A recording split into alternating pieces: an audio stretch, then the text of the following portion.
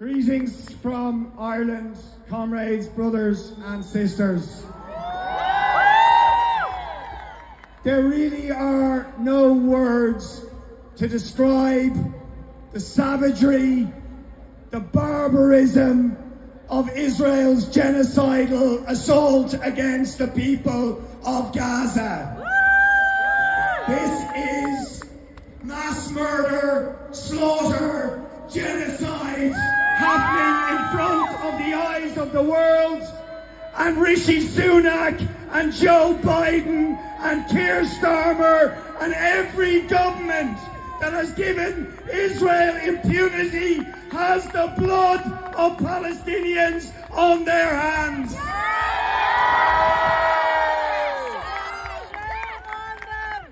It is beyond shameful as children, babies, women, men are blown to pieces that the United States government and Britain cannot even raise their hands to stop.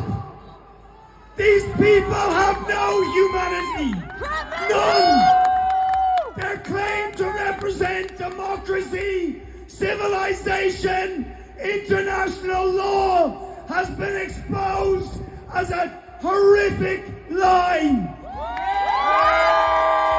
This is the naked face of imperialism and of colonialism. And Israel could not continue their horrific crimes without the support of the United States, of Britain and the European leaders. So they are all complicit with this now. The conscience of the world is on the streets here, and the criminals are in that building, the ones who couldn't even vote for ceasefire. But it's not just ceasefire. If there was any doubt, there is none now. The state of Israel has no place in the civilized world.